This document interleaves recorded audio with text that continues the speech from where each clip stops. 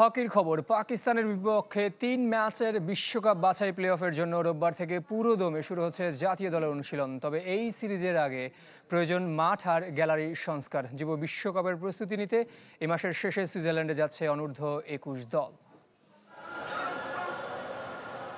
বিশ্বকাপ বাছাই খেলতে বাংলাদেশকে টপকাতে হবে প্লে অফের বাধা।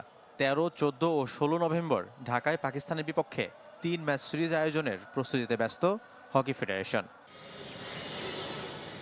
এশিয়া কাপের অংশ, তাই মহাদেশীয় আসরের মান বজায় রাখতে প্রয়োজন মাঠ আর গ্যালারির সংস্কার।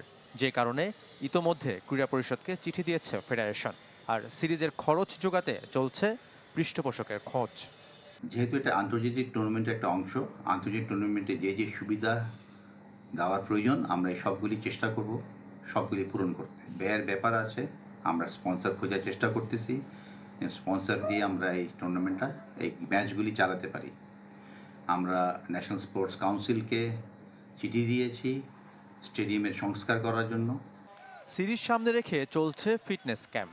রোববার যোগ দেবেন অনূর্ধ্ব-21 দলের সদস্যরাও, তবে ডাকা হবে না নতুন কাউকে। আমাদের ক্যাম্পে এখন আসছে, এই কয়েকদিন তারা ফিজিক্যালি নিজেদেরকে আরও চর্চা করবে। এরপরে এশিয়া কাপের টিমটা প্র্যাকটিস করবে। নভেম্বরে ভারতে হবে যুব বিশ্বকাপ। মালয়েশিয়ায় প্রস্তুতি সেরেছে বাংলাদেশের যুবারা। আত্মবিশ্বাস বাড়াতে অক্টোবরের শেষ দিকে সুইজারল্যান্ডে অস্ট্রিয়া ও স্বাগতিকদের সাথে 4 ম্যাচ খেলবে লাল সবুজের প্রতিনিধিরা। আমাদের বিশ্বাস এবং কোচদেরও এটা বিশ্বাস যে এইসব ম্যাচ খেলাতে ওদের নিজেদের সেলফ কনফিডেন্স, খেলার স্টাইল অনেক কিছুই ইমপ্রুভ করে যাবে। তবে অচিরেই শুরু হচ্ছে না প্রিমিয়ার লিগ।